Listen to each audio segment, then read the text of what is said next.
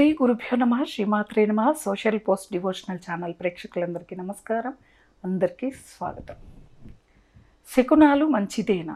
శకునం అంటే అండి, ఎవరికో ఎప్పుడో ఒకసారి జరిగాయని, అందరికీ అలా జరుగుతాయి అని చెప్పానని అందరూ భయపడుతూ ఉంటారు. ఇప్పుడు ఒక మనిషికి హార్ట్ అటాక్ వచ్చింది, ఎమర్జెన్సీగా వితిన్ హాఫ్ అన్ అవర్లో హాస్పిటల్లో జాయిన్ చేయాలి. కానీ హాస్పిటల్ 25 మినిట్స్లో హాస్పిటల్లో ఉండాలి. మనకు దూరం కూడా అంతే ఉంది. ఎదురుగా పిల్లి వచ్చింది. అయ్యో శకునం బాగాలేదని ఇంట్లోకి తీసుకొచ్చి కాసేపు కూర్చోబెట్టి ఈ పిల్లిని పంపించేసి ఆ తర్వాత వెళ్తే ఆ మనిషి చనిపోతాడు. ఇప్పుడు శకునం పాటించారు, కానీ మనిషి బతికి ఉన్నాడా? సందర్భాన్ని పట్టి వెళ్ళాలి మనం. ఏమండి, పిల్లి ఎదురు వస్తే ఒకటే మనం ఆలోచించాలి. కొన్ని జంతువులకి జరగబోయేవి కొన్ని మనకు కనిపించనివి వాటికి కనిపిస్తాయి. కుక్కలు, పిల్లులు, వాటికి భూత ప్రేతాలు కనిపించిన వాటి అరుపు కూడా వేరేలాగా ఉంటుందండి. అసలు ఇంకా ఒక కుక్క ఏడ్చింది అని అంటే ఎవరికో ఆ ప్రాంతంలో ఉన్న వాళ్ళకో ఎవరికో మరణం సంభవిస్తోంది అని చెప్పి అర్థం. అంటే యమదూతలు వచ్చినప్పుడు చూసిన ఆ కుక్కలు ఏడుస్తాయి, అయ్యో ఎవరో చనిపోతున్నారే అని చెప్పని. పిల్లులు అంతే, భూత ప్రేతాలు వస్తే అవి ఒకలాగా అరిచి వాటిని బెదిరించి పంపించడానికి చూస్తాయి. మరి ఇవన్నీ మనకు మంచి చేస్తున్నట్టు కాదా? మనకి సంకేతాలు ఇస్తున్నట్టు కాదా? ఒక విధవ, అంటే అనకూడదు ఆ మాట, భర్త లేని మహిళ ఎదురొస్తే కూడా దరిద్రపు ముందుకొచ్చింది అని తిడతారు. చాలామంది చేస్తారండి. మహాపాపం అది, మహాపాపం. భర్త లేని మహిళని పక్కకు పెట్టమని ఏ శాస్త్రంలో పురాణంలో లేదు. మహిళలే ఒకప్పుడు కాలంలో తాము రక్షించుకోవడం కోసం వాళ్లే కొన్ని నిబంధనలు పెట్టుకొని వాళ్ళు ఇంటి వరకే పరిమితమైపోయి అలంకరణ లేకుండా, అలంకరణ ఉంటే పరాయి పురుషులకి అందంగా కనిపిస్తారని అలంకరించుకోకుండా, బొట్టు పెట్టుకోకుండా, ఏమీ పెట్టుకోకుండా వాళ్ళు పాత చీరలు కట్టుకొని ఇంట్లోనే ఉండిపోయేవాళ్ళు. ఇప్పుడు పరిస్థితి ఏంటిది? భర్త లేని మహిళ జీవించాలి, ఎలా తింటుంది? ఒకప్పుడు కాలంలో పుట్టింటి వాళ్ళు ఆదరించేవాళ్ళు, అత్తింటి వారు ఆదరించేవాళ్ళు. ఇప్పుడు పుట్టింటి వాళ్ళు ఆదరించలేని స్థితి. అక్కడున్న తల్లిదండ్రులకే గతి లేదు, ఇక్కడున్న అత్తమామలకే పరిస్థితి బాగాలేదు. ఎవరు ఆమెని సంరక్షిస్తారో? ఆమె బిడ్డల్ని ఎవరు సంరక్షించుకోవాలి? బయటికి రావాలి, ఆవిడ సంపాదించాలి, ఏదో ఒక ఉద్యోగం, ఎవరింట్లో వంటనో ఏదో ఇళ్లలో పనులు, వాళ్ళ శక్తి మేర వాళ్ళు పనిచేస్తారు.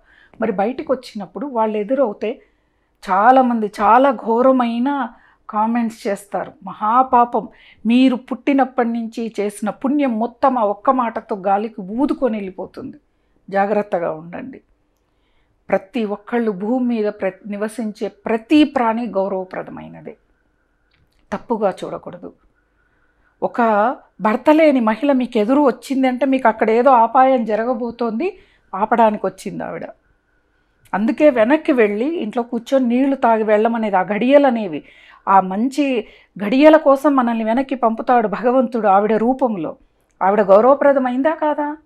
తిడతారు, తిట్టకూడదు.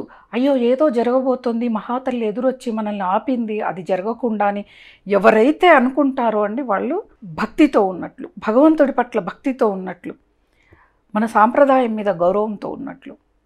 అసలు తెలుసా, కొత్తగా వివాహమైన పెళ్లి కొడుకు పెళ్లి కూతుర్ని మొదటగా భర్త లేని మహిళ పాదాలే మొక్కిస్తారు. పూర్వ సువాసిని ఆవిడ. అంటే పూర్వకాలంలో భర్త మరణించక ముందు ఆవిడ ముత్తైదువుగా ఉంది, అందుకని ఆవిడ కాళ్ళు మొక్కిస్తారు. ఆవిడ ఎదురు రాకూడదు, ఆవిడ ఏ పనులు మొదలు పెట్టకూడదు. ఒక్కసారి మూఢనమ్మకాలని వదిలేసి మీరు ఏదైనా షాప్ ఓపెన్ భర్త లేని మహిళతో చేయించండి, బ్రహ్మాండంగా జరుగుతుంది. నిజం. సుమంగళి అంటే మంగళకరమైన ఆలోచనలు ఉన్నవారు సుమంగళి.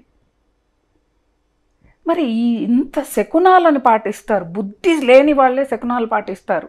వాడు అన్యాయం చేస్తూ ఉంటాడు, అధర్మంగా ఉంటాడు, సంపాదనలో 10 దగ్గర 100 తీసుకుంటుంటాడు, వాళ్ళే శకునాలు చూస్తారు. మీరేమైనా అనుకోండి, నిజం ఇది. వాళ్ళే శకునాలు చూసేది ఎక్కువగా. తెగ బొట్లు పెట్టేయటాలు, బొట్టు పెట్టాలి మరి ఇంత పెట్టి ఏదో భక్తి అని ఇట్లాంటివన్నీ ఎక్కువగా పాటించేది వాళ్ళే చేస్తారు. తప్పు అసలు.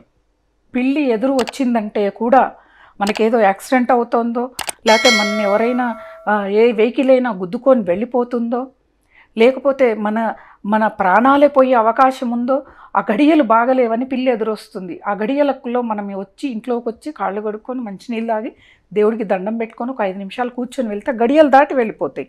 మరి పిల్లి మనకు సహాయం చేసినట్టు కాదా? ఒక భర్త లేని మహిళ మనకి సహాయం చేసినట్లే కాదా? వాటి పట్ల శకునాలని పాటిస్తారు. అబ్బబ్బబ్బబ్బా!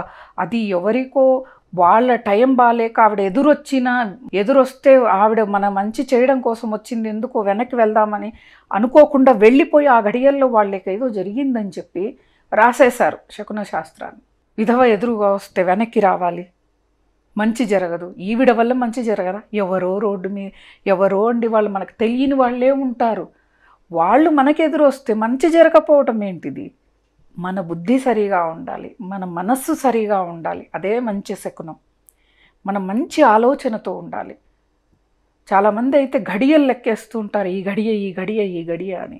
మంచి పనికి ఏ గడియలో అవసరం లేదండి. కొన్ని మనము అమావాస్యలు పాటిస్తూ ఉంటాం, అమావాస్య రోజు ఏం చేయకూడదు అని.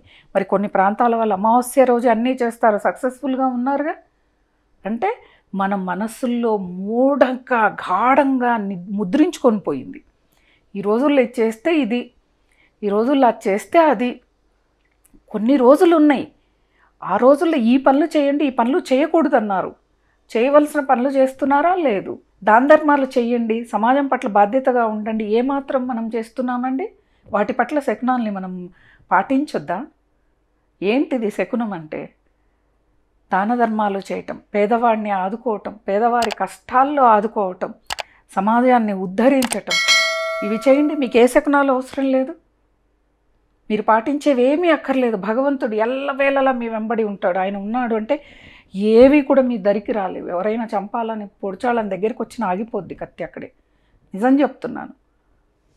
ఈ చాలా తప్పులు చేస్తున్నారు. శకునాల పట్ల ఇంత మూఢనమ్మకాలు అనేది చాలా తప్పు, మహాపాపము కూడా. అవమానిస్తున్నారు, శకునాల పేరుతో అవమానిస్తున్నారు. అవమానించద్దు. వాళ్ళు మంచి చేయటం కోసమే మీ ఎదురుగా వస్తూ ఉన్నారు.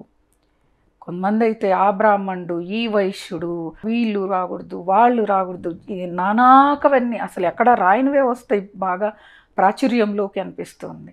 కానీ అంత మూఢనమ్మకాలొద్దు. మన జనరేషన్ మారుతుంది, ఆలోచనలు మారుతున్నాయి. మనుషుల్లో ఇలా మార్పు రాకపోతే ఎలా?